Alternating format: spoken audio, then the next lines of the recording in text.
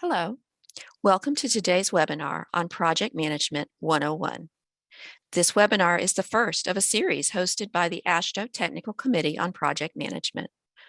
I'm Patricia Bush, Program Manager for Bridges and Design at TxDOT, and today's host. Before we get started, a few housekeeping notes to help you enjoy today's session. All attendees are automatically muted for the entire webinar.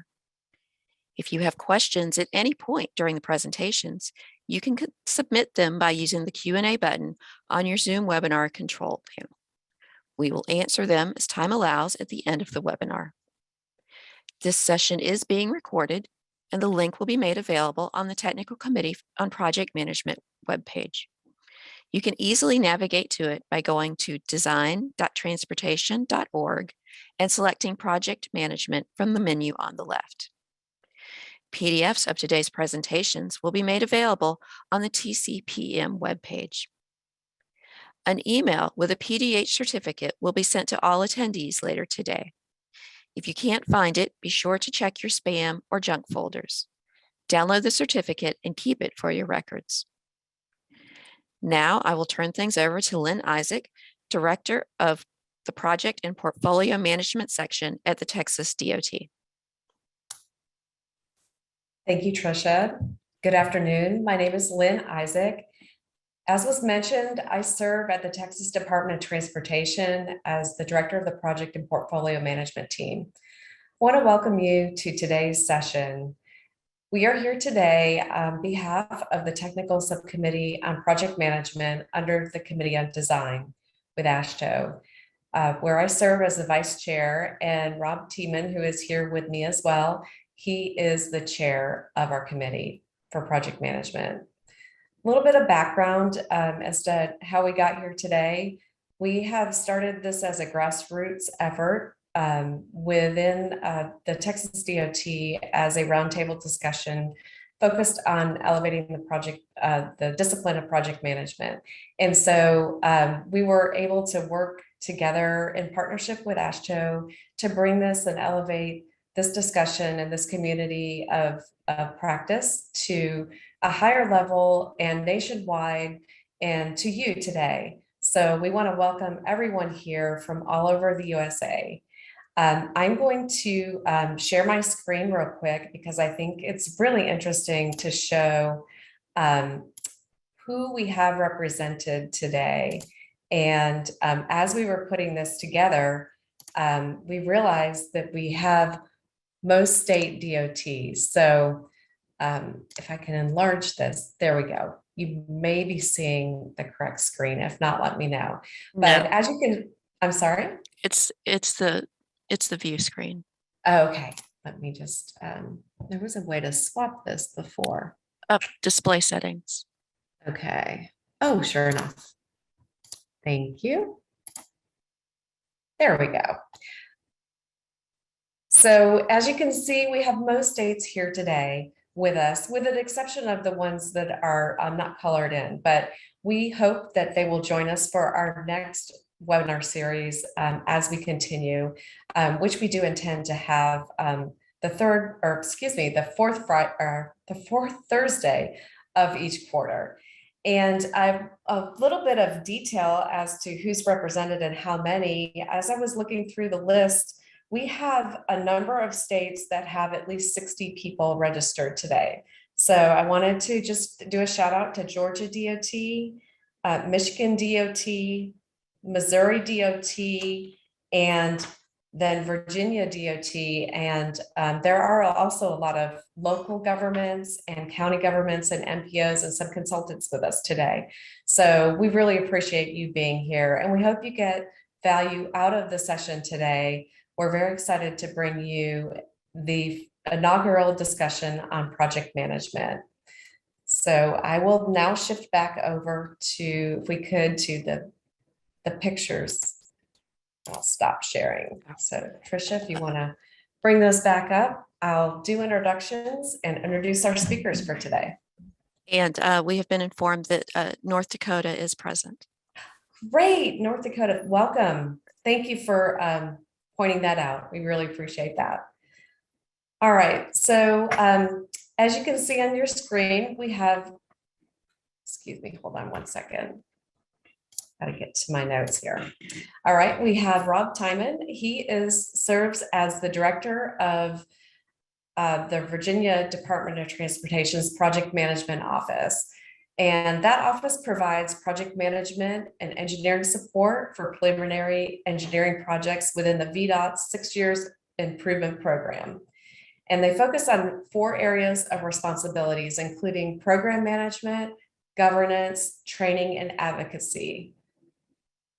Rob has over 25 years of progressive project management and engineering expertise concentrated in leading transportation projects, programs, and portfolios. Prior to joining VDOT, he led and held positions in local government and consulting, leading transportation projects, and serving on award-winning design bid build and design build transportation projects. Rob serves as the chairman for the TxDOT Technical Committee on Project Management and is a member of the TxDOT Committee on Design. He also sits on the University of Virginia Civil Engineering Professional Advisory Board. He holds a Bachelor's of Science in Civil Engineering from the University of Illinois and is a licensed PE and certified project manager professional. So welcome, Rob. And then also with us today is Benjamin King. And Benjamin King serves as a project manager lead worker for the project and portfolio management team at the Texas Department of Transportation within the Transportation Programs Division. As a project manager lead worker, Benjamin is responsible for managing, supporting transportation project delivery throughout the state of Texas. He facilitates his role on the PPM team by serving projects by developing and maintaining project management plan documentation related to scopes, communication, procurement, CPM schedules, while maintaining project objectives and letting requirements. Benjamin has over 23 years of project experience in the transportation industry, with 12 years at the Texas DOT and the remainder within private industry. Benjamin holds a Bachelor of Science in electrical engineering from the Prairie View A&M University, which he got in 1998. He is a certified project management professional and also a licensed PE in the state of Texas. So welcome to Rob and Benjamin, and I will now turn it over to Rob to lead us off. Thank you. Thank you, Lynn. Really appreciate the introduction. And we are so excited that you chose to join us today for our initial and inaugural project manager webinar that TxDOT's putting on through our technical committee on project management. We are very excited you're here and hope you return for our future ones. And we're going to start today talking about project management, and I'm going to share screens. So if you bear with me just a minute. And my talk is going to start at a higher altitude, and then we will decline and get into the specifics of what this really looks like as Benjamin provides us his expertise. But starting out today, we're going to start with the big picture. And we all know there are projects, and programs are collections of projects, and portfolios, of course, are a collection of programs and projects. But when we think about the transportation game, the big picture, it's important to start by following the money. And if you start in the upper left of that circle that's on the right side of your screen, first we select the projects, and all DOTs do this. We select the projects, then we program the money, then we execute the program, and finally we close out the projects and reallocate the resources.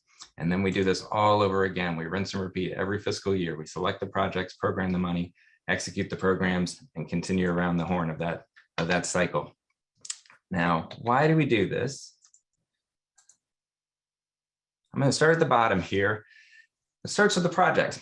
And the projects, of course, are a defined effort with a specific solution to a specific problem. And we roll those up into programs that we logically group together in some fashion, be it by geography or by funding type or by asset type. And then that's rolled up into the portfolios. And the portfolio should support our mission. And in Virginia, our mission is to keep Virginia moving. That's our mission. And we do that by connecting people and products and places. That's our big vision and goal. And how do we actually make that goal happen? Going back down the list, we need to successfully administer and execute our programs. And that requires go into the individual project level and developing and delivering scope projects on time and on budget. And that's where we're going to focus today. So I'm going to start with entropy.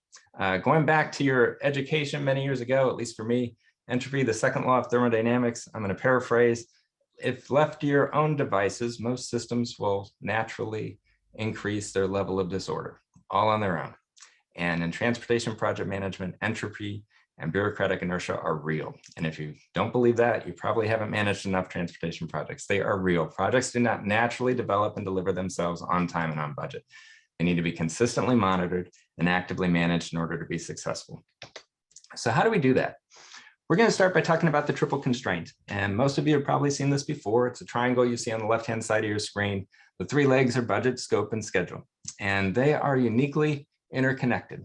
And by that, I mean that you cannot change one without impacting the other. And it could be a positive impact or a negative impact, but you cannot change the schedule without also having an impact on the budget and scope.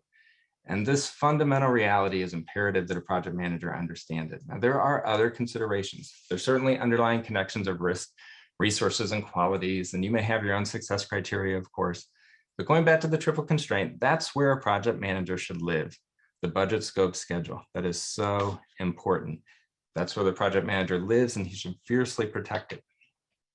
So how do you do that? What's that look like?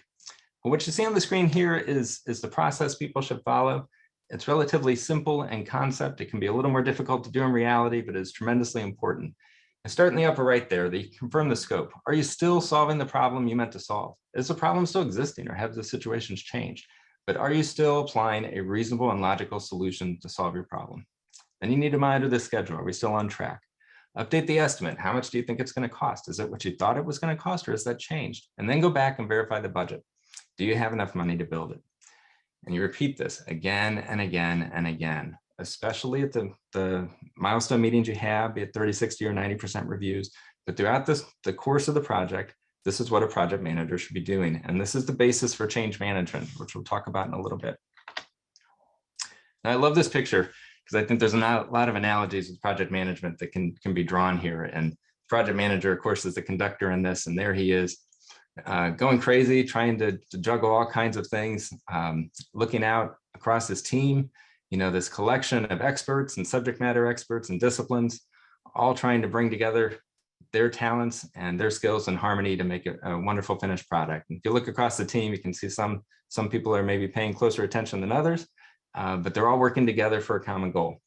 And, for the conductor to do that effectively, he doesn't need to be the best violinist.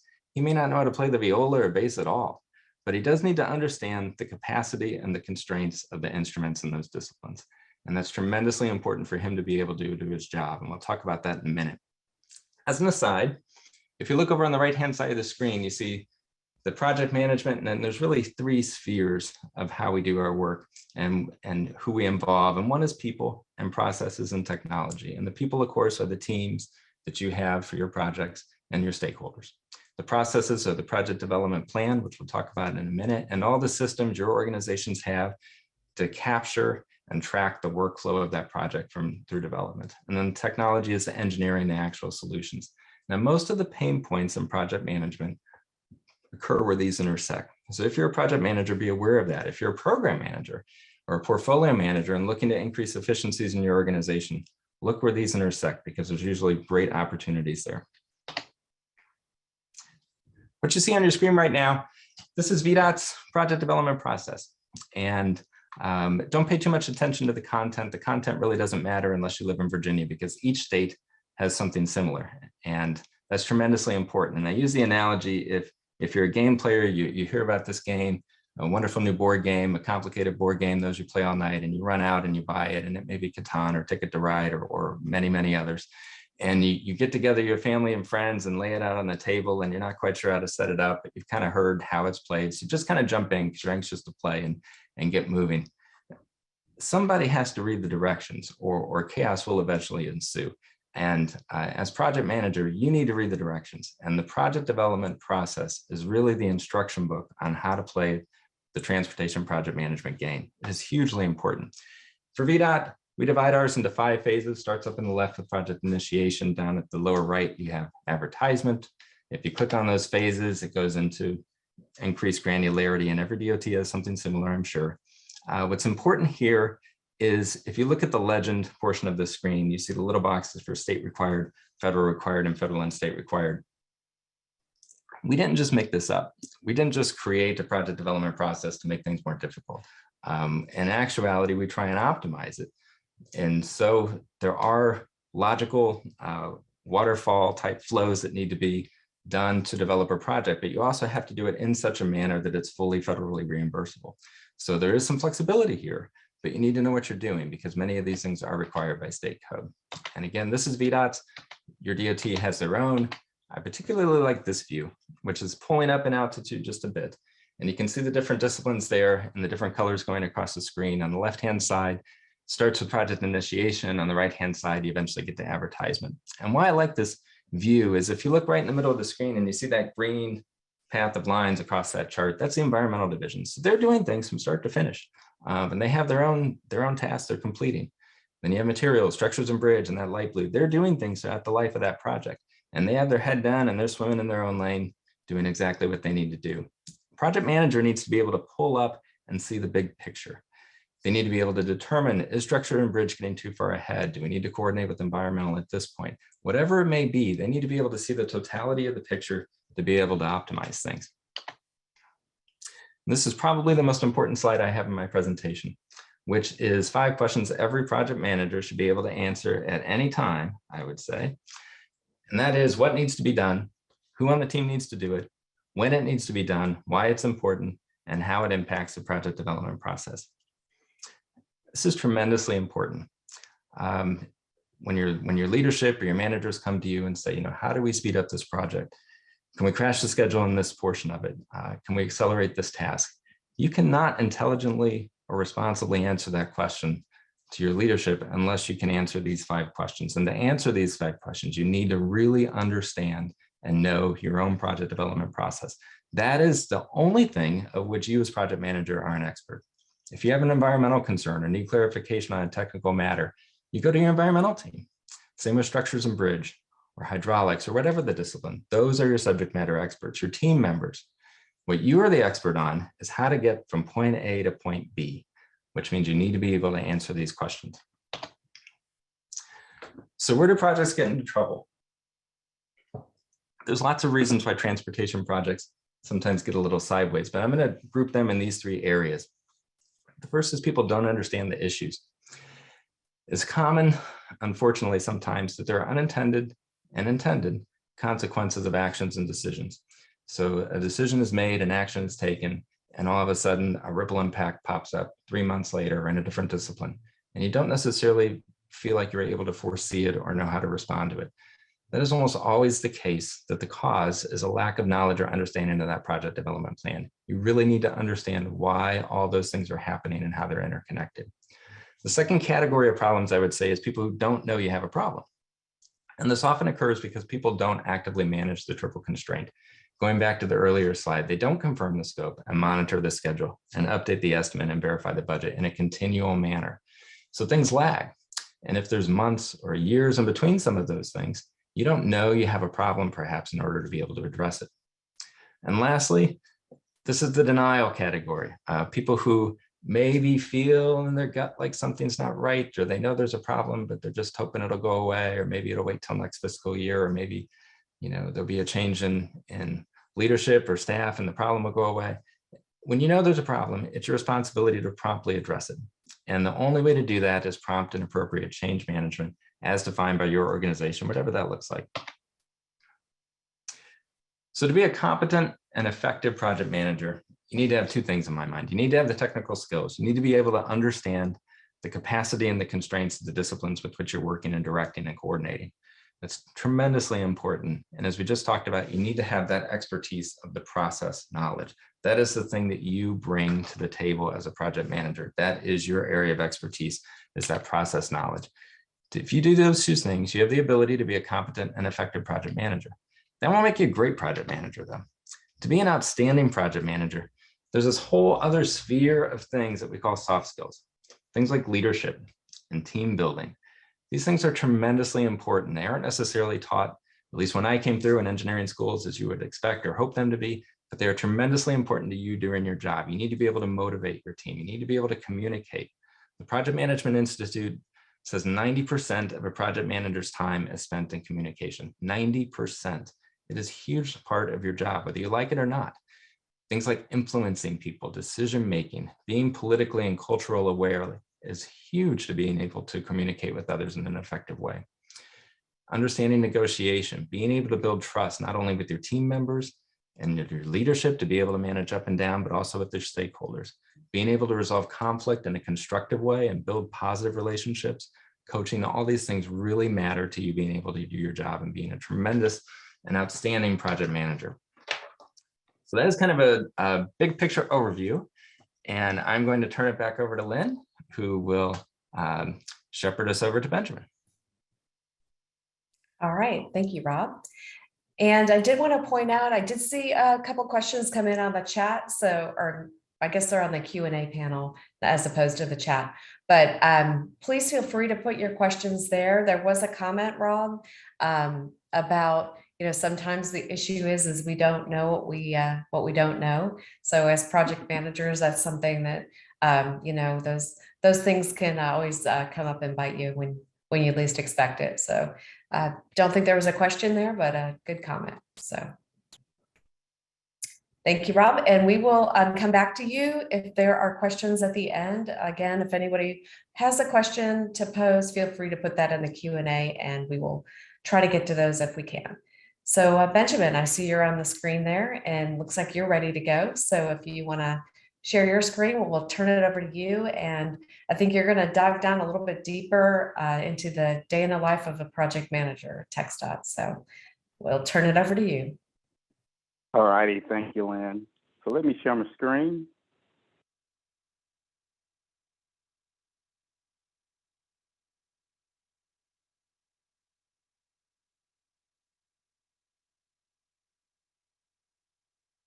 All righty, can everyone see that?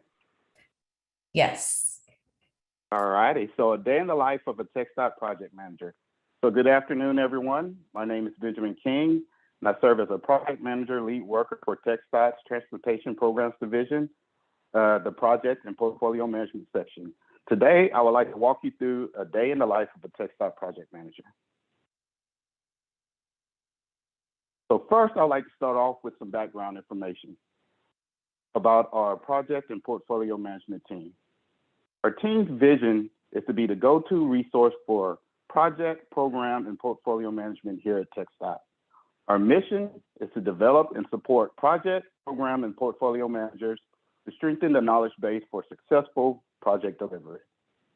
Our focus areas include project, program, and portfolio management training, schedule, risk, and cost management support, and project management services. Our goal is to provide opportunities to impact the way projects, programs, and portfolios are delivered. Today, I would like to focus on the project management services aspect of our team. So everyone knows Texas is a large state, and as such, it's divided into 25 districts to facilitate transportation project delivery. We have a saying here at TxDOT that there are 25 different districts and about 32 different ways that each kingdom, district operates. For the map provided, the 8 districts colored light blue represent districts that our PPM team is currently providing PM services for a total of 44 projects with an estimated construction cost totaling $2.77 billion. The districts outlined in red represent districts that our PPM team provides project management mentoring services to or is enrolled within our TxDOT Project Manager Institute program. This program is a sustainable and intensive transportation project management training platform that shares subject matter expert knowledge and skills with TxDOT project managers to quickly develop critical project management skills and techniques. These services in all allow our team to provide project delivery support throughout the state of Texas. Items that I want to cover in today's presentation include program management, consultant contract management, project development and team communication, schedule management, cost management, risk management, and stakeholder management. So project management. Project management is the process where we establish the roles and responsibilities associated with our district, division, stakeholders at TxDOT, as well as lay out the foundation and groundwork for a healthy relationship between our PM services team and the district. I like to provide a scenario to the audience today where one of our TxDOT 25 districts reaches out to our project management services team for support for a particular project. Once our PM services supervisor views our team's PM capacity and current workload and determines that a PM on our team does have the capacity to provide support, a meeting is scheduled with the district to discuss and review the district's particular processes and best practices that the PM will follow. During the meeting, those in attendance will identify the district project team and point of contact that will provide support to the PM. Items included for discussion in this meeting will include who will be the responsible person for various signature authorities, including signature routing for consultant invoices, consultant evaluations, and supplemental agreements and supplemental work authorizations. We are proactive in scheduling these meetings and proactive in developing the district program management plan documentation for future use and reference. So let's go back to our consultant contract management. So this is a process where our project managers, along with the district and division stakeholders, as well as design consultants, determine the scope of work associated with the proposed transportation project, i.e. schematic design, or better known as preliminary design, or PS&E design, also known as final design, and negotiate a contract work authorization that is fair and reasonable for the level of effort to be provided by the design consultant. The scope and level of effort upon work authorization execution will be the PM's responsibility to manage. We schedule internal project scoping meetings with the district and division subject matter experts for feedback and discussion. Once this discussion has been held internally, we reach out to TxDOT's Professional Engineering Procurement Services Division, better known as PELPS, for a qualified consultant for further discussion and feedback with the project scope and level of effort. Once the scope and level of effort has been agreed upon from both TxDOT subject matter experts and the consultant, we coordinate with PELPS to execute a work authorization to facilitate the project work. PELPS has established a 50-day metric used to monitor the processing of work authorizations. We are proactive in ensuring this metric is met by coordinating with the district on the development of the scope and level of effort prior to initiating the clock associated with the TxDOT PELPS division. The PM serves as the lead in this matter, and all communication associated with the execution of the work authorization goes through the PM. The PM is responsible for project kickoff meetings, monthly progress and status meeting with consultants, all day-to-day communication with the consultant and project team, invoice review. Our internal PPM team has a 2-day invoice turnaround metric to ensure that our consultants are paid in a timely fashion. The PM also handles all contract-related issues and revisions, including time extensions and additional scope. Our PMs also are responsible for project and contract deliverables, coordination of milestone submittal reviews, including 30, 60, 90%, and even 100% reviews, prime provider evaluations, and closeout meeting documentation. And one thing that comes out of our closeout meeting documentation is a lessons learned register. We think it's very good and very best practice to include this lessons learned register so that we can share that knowledge with the project team for better success or even more success on future projects. Project development and team communication. So project development and team communication, the PM manages all facets of project development. The PM may not be a subject matter expert in all facets of project development, but must be aware of available resources in order to facilitate it. As Rob mentioned earlier, over 90% of a project manager's time is spent communicating with his or her team. We manage the project team. This would include the consultant team as well as the district division subject matter experts. All communication and coordination will go through the PM as well to direct and facilitate project delivery. The district will always be informed and consulted on decisions as needed and as agreed upon within the program management plan. We typically schedule monthly or bi-weekly project status meetings with our district leadership to provide updates as needed to keep the district informed and consulted. We utilize a meeting agenda and notes tool to facilitate in-person meetings. This tool is actually a 4-in-1 tool that includes a place to document meeting attendees, the meeting agenda, meeting notes, and action items from the meeting.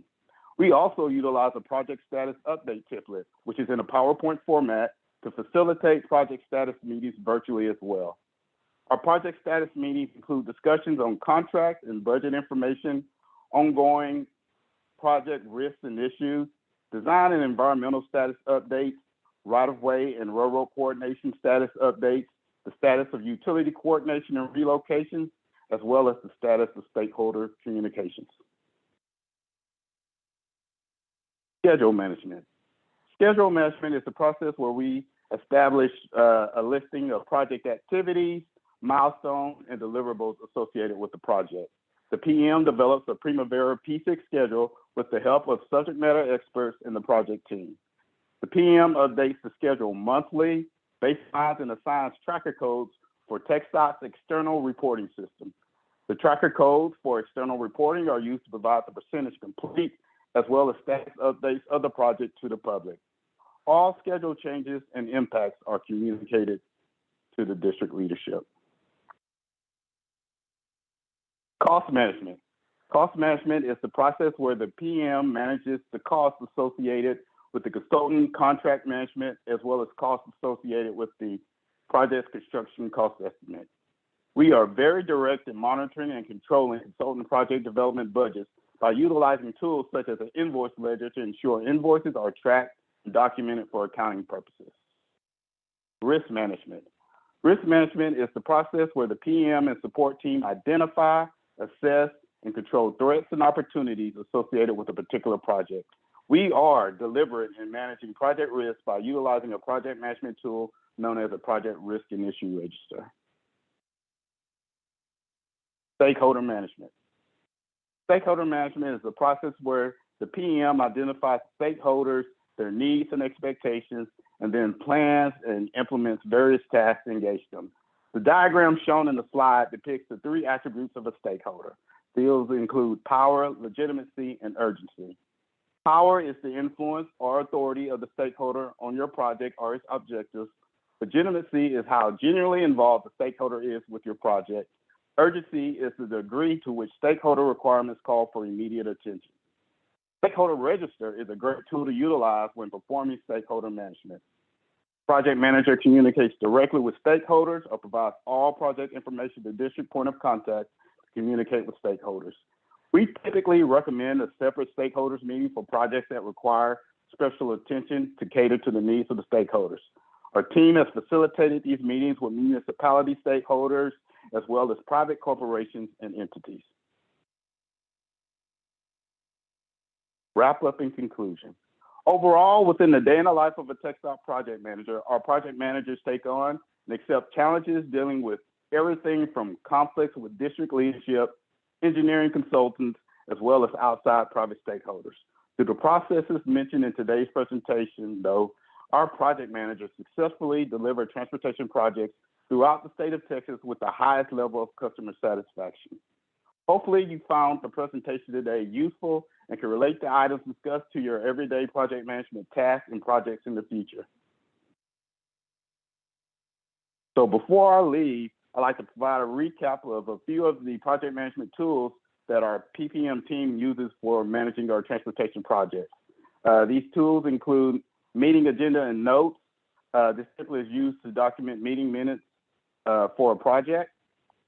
Project status update. This template can be used to facilitate project status update meetings with stakeholders and subject matter experts. Invoice ledger for transportation projects. This tool helps project managers track and monitor invoice payments to TxDOT consultants. Risk and issue register. This template is used to document risks and issues associated with a project. And then lessons learned register. This template is used to document lessons learned identified during the life cycle of a project. I believe the tools will be made available to those interested after our meeting today. And with that, please provide any questions that you would like in the chat. And this is also my contact information. And with that, I'll hand it over to Lynn. Thank you. All right. Thank you, Benjamin. Well done. And as you mentioned, the tools that are referenced today will be available to you. They'll be made available to you on the website through AASHTO, and once those are uploaded. So consider that your party gift for coming. So thank you, everyone. And if we could keep Benjamin and get Rob back, we do have a couple of questions. So I'll jump into those, and we'll just let you guys fight over which one, who's going to answer first, I guess. The first one is from Bradley, and the question is, are you using the risk and issue tools in Primavera P6, EPPM, or another platform? So Benjamin, maybe one you want to start with. Sure. So the risk and issue register that we are currently using is one that our team developed, which is in an Excel format. And so we are currently not using the P6 version of the risk and issue tool. All right. I'm interested in knowing more about that. So Bradley, maybe we should talk later. Rob, did you want to address that? Do you guys use anything in Virginia that would be similar? We have templates that are predominantly Excel based or Microsoft based. All right.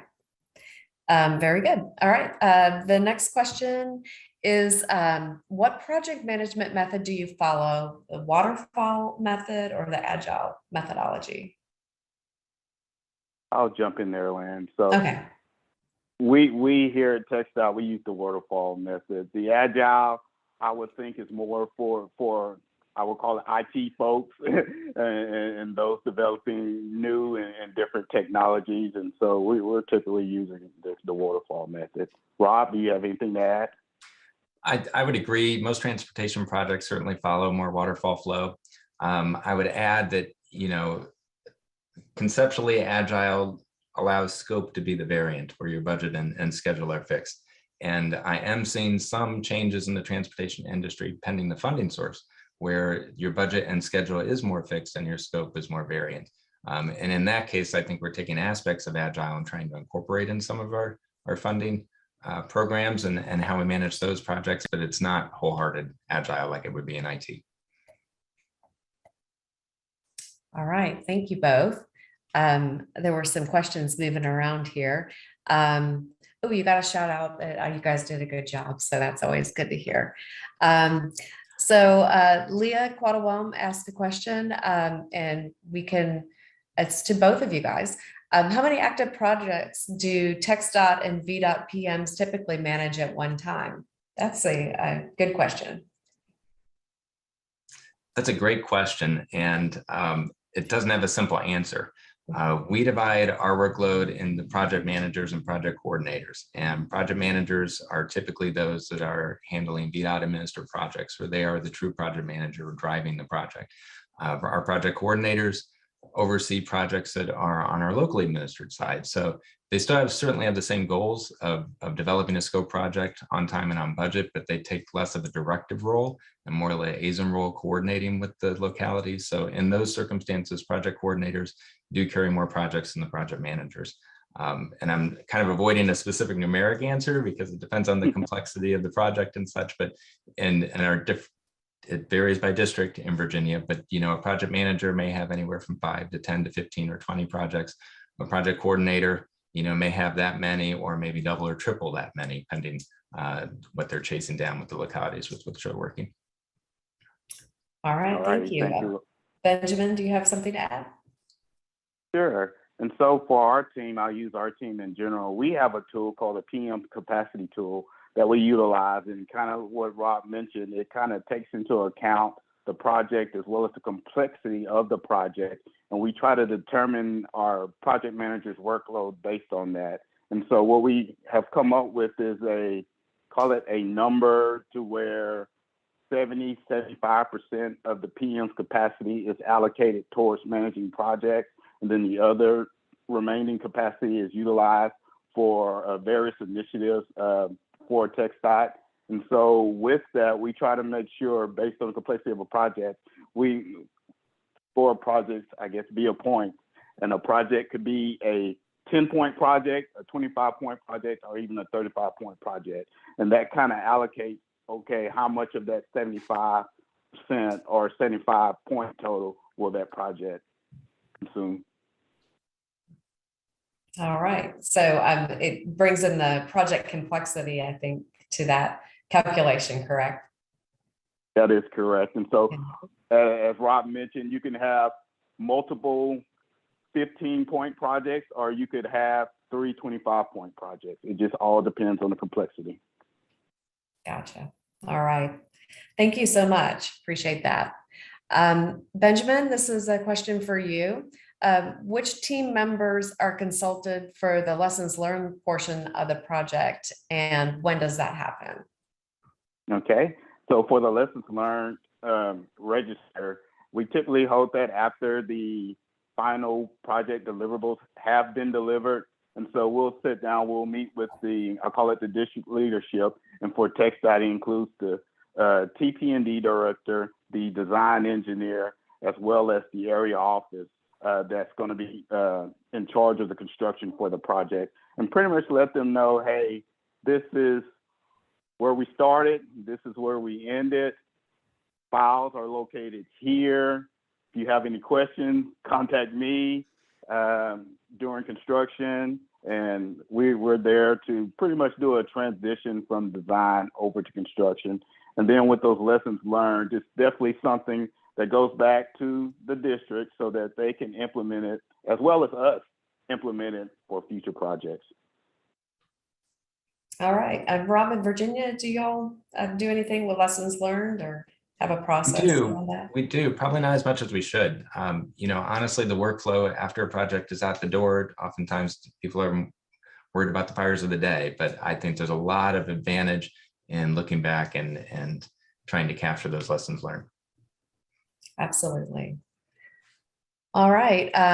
Here's a question. What's the best advice for gaining project management experience without yet being a project manager? So how does one get started into project management? So Rob, if you want to kick us off. Sure, that's a great question. And it certainly depends on where you are and which organization you're with and what opportunities there may be there. It may be a little more challenging in a remote work environment if you're still in that, but definitely take advantage of stretch opportunities when they occur. Seek them out, create them for yourself, try and help out in other divisions. And even if it's just accompanying project managers into meetings, those major milestone meetings, to experience them and see which skills are required to do it well. Taking steps to improve your own professional, not only knowledge, but development is going to position you for those opportunities when they become available. All right, thank you. Benjamin, any advice there? Yes, advice, it kind of follow up with what Rob said, definitely PM mentorship. Find a PM, shadow them, and mimic them. And I think that is the best lesson. And when opportunities are provided, jump on them and learn and grow. All right, yeah, definitely a deputy PM role is even a good way to get that mentorship. So thank you. All right, we have Donna with a question on risk management. Just wondering if you could explain, and maybe Benjamin, well, either one of you guys, but explain or give an example of risk management. What type of risk would that be? What would be a good example? Sure, I'll start off with a simple one. And so, and I'm utilizing a project that I'm currently working on for TxDOT for the FAR district, where we had existing plans, and existing plans showed a specific type of pavement, asphalt pavement being the pavement structure for the existing facility. Well, in talking with the district pavement engineer, the pavement engineer stated, no, Ben, there's concrete out there. There's areas out there with concrete. And so for risk management, what we decided to do was, hey, do we want to proceed forward with doing a PS&E or a final design set of plans not really knowing what's out there, or do we like to mitigate that by going ahead and doing a supplemental work authorization for the geotechnical engineer on the job to do some additional pavement corings to figure out what is out there. And so using that information to develop our final PS&E plan set. And then with that, we eliminate the need for a change order later on during construction if we went out there and we designed everything for asphalt and there was actually 2 inches of asphalt and then 8 inches of concrete up underneath. All right, thank you. Great example. Rob? I'll just add real quick. In Virginia, the amount of documentation that you're required to submit for your risk management varies by the amount of the dollar value of the project. And many other DOTs may follow a similar path, but regardless of what you're required to do, I think that risk management mindset is paramount as a project manager. And I'll use scoping as an example. The purpose of scoping is really to nail down the scope, budget, and time of your project to get that triple constraint narrowed down. And you can't do that unless you qualitatively identify all the risks and then quantitatively convert it to time and money. And that's really the only way to do that. And so the risk management, if you're a project manager, that is just part of how you view your job every day, I think, to be successful, to be able to, whether it's stakeholder engagement, whether it's budget scope schedule issues, you're looking at what can cause a problem and how do I mitigate those risks. Right, absolutely. And also not ignoring it too. I think as a project manager, I've tried that before and that might not be the right strategy with risk management. So very good, thank you. Benjamin, you mentioned a 50-day window to get consultants on board, and that was a metric that you had mentioned. Can you explain that a little bit further? Sure. So with the 50-day metric, and it's, I would say, kind of divided up into 2. And so 25 days of that 50-day metric is utilized for, hey, let's get the scoping documents together. Let's get this level of effort together. Let's get all this documentation established and set before it is processed for final execution.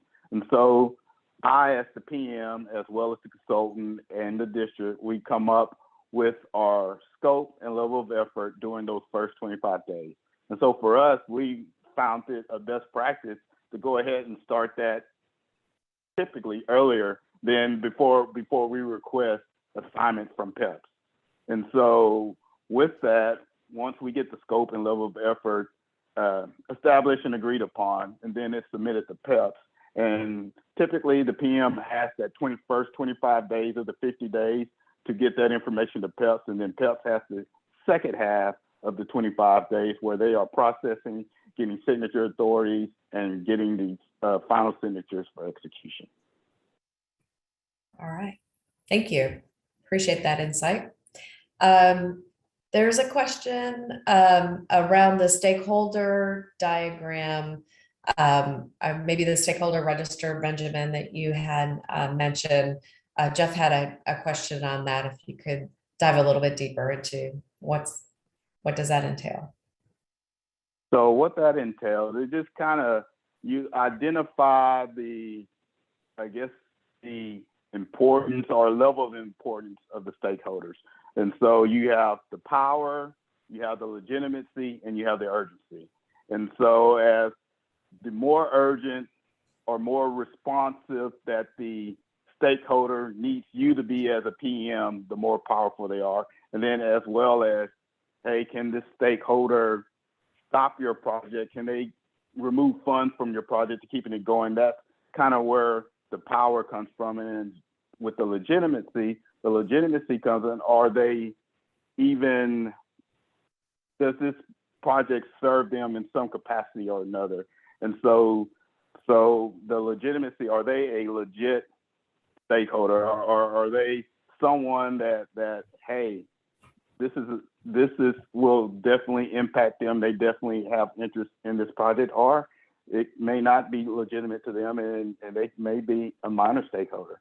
And so you just kind of want to, with the stakeholder register, define where that power is with your stakeholders, where the legitimacy is with your stakeholders, as well as pretty much determine who are the players that you will be involved, that you as a project manager need to make happy. All right. Rob, I know you probably have some additional to add to that as well. Yeah, I love that schematic you showed, Benjamin. I really do. I think it's great because as a project manager, one of your most valuable assets is your time, because you're pulled in so many directions and you need to communicate with so many people. And I think thinking about stakeholders in the context or the lens that Benjamin presented is a wonderful way to categorize it in your own head so you can figure out how to most efficiently engage them and manage your time doing so. All right.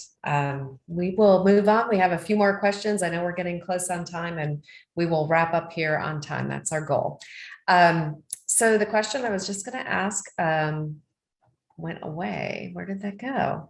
These questions move around, by the way. Well, okay, I was all teed up on it. So I'm going to just apologize. It was Julie's question that here it is. I found it. Okay. With the amount of soft skills needed for communication on the day-to-day job, the life of a PM, do you provide special training for this, or do you look for it in the interview process? So to answer that one, I would say yes, there is training available for soft skills. And internally within TxDOT, we do have that training, and we do have our project management services that involve particularly training, and the soft skills aspect of it we do cover to some extent. And then there's classes within TxDOT as well that's specifically focused on those soft skills, and we definitely recommend all our PMs in one form or way take those classes to better our soft skills. All right, thank you. And Rob? We certainly offer training as well. To be very candid, I'm not sure communication training that's designed by engineers for engineers is maybe the most effective always. So I would encourage you, those who ask the question or have interest in the answer, maybe take advantage of the opportunities that are there with your organization, but also look elsewhere, because there are some tremendous resources outside of VDOT for those within VDOT and outside of the transportation industry to help you improve your communications. And it's definitely something we look for in interviews. Definitely. Yeah, pushing yourself to, there are a lot of engineers managing projects that, didn't get that in school. And I think you mentioned that, Rob. So pushing ourselves to get that somewhere, and whether it's internal training or external training or going back to school, there's a lot of opportunities there, even Toastmasters. So, all right. Next question is, any tips for handling conflict management? I missed that. What was that? Handling what? Oh, handling conflict management. Oh. And I think this might be a future topic that we've talked about in another session as a future webinar for us. So good topic. There might be more there than what we can handle right this second. Probably so. My quick answer is, I guess, of course, communicate open and honestly, and rely on trusting relationships that you built over time, because the transportation world is a small world. So whoever you're dealing with this conflict, you're probably going to deal with them again with another issue in the future. So be honest and forthright. All those things your mother taught you, they hold true. But Lynn's exactly right. That is a terrific topic for a future webinar, because that can be interpreted through a lot of different lenses and a lot of different situations. Absolutely. And Benjamin, any thoughts on that? No, I'll second what Rob said. It's definitely a touchy subject, and one to where you definitely have to weigh both sides of the story and pick and choose and decide how you want to proceed forward. So it's definitely, and it's all situational. So definitely. All right, good. Well, thanks for some material for an upcoming webinar for sure. There is a question on current inflation and cost estimates, which also might be a future topic, cost estimating, budget management, cost management, and all that. But either of you have anything quick on current inflation practices within your states? stay tuned. That's actually going to be the topic of our next webinar. So very timely. And I think every DOT is struggling with this. Every organization, inflation is, I won't say unprecedented, but certainly not predictable at the moment. And how we capture that both in the short terms as you near the engineer's estimate and lighting the bid and being able to award that bid is one thing. Being able to capture what we think it may be 3 or 4 or 5 or 6 years down the road when we're looking at funding applications has been more challenging. All Yeah. right. Well, And go ahead, Benjamin. And I was just going to add on to that, and that right now in our current environment, look at those projects that have recently led. Use that as your background and use that as your basis of estimate, because what happened, call it 6 months ago, compared to 3 months ago, compared to yesterday, it's totally different with the environment that we're in, with the inflation environment. All right. Well, I apologize to any questions that didn't get addressed. I can see the numbers are still shooting up, but in the interest of everyone's time, so we can get back to delivering projects, we probably need to wrap it up. And again, thank you so much for being a part of this conversation. We are, again, as Rob mentioned, very excited to bring these webinars to you. If I did my math right, it looks like our next session will be in July on the 28th, which would be the 4th Thursday of the next quarter. So I think this time seems to be good for a lot of folks since we had such a large attendee group, 3 p.m. Eastern, 2 p.m. Central. So with that, I will thank Rob again for being a part of the conversation today, and Benjamin as well. We really appreciate your time and your efforts and everything to prepare for this session. So was there anything that you all wanted to add here as we close? Just thank you, Lynn, for moderating. You always do a fantastic job. Thank you, AASHTO, for providing us the platform to host these events. And we are so excited to make an impact and extend the conversation to the transportation project management community. So we really appreciate your participation today. Absolutely. Benjamin? Yes, thank you, Lynn. Thank you, AASHTO. And thank you all for the opportunity to present a day in the life in the TxDOT project managers to the United States today. Thank you. All right. Well, thank you. Tricia, was there anything on your end that you needed to mention here as we wrap up? No. All right. Well, everyone should be receiving an email with your certificate, and I would assume some access to the PDFs from today's presentations, as well as the tools that were mentioned. So thank you again, and we hope to see you next time. Have a great day.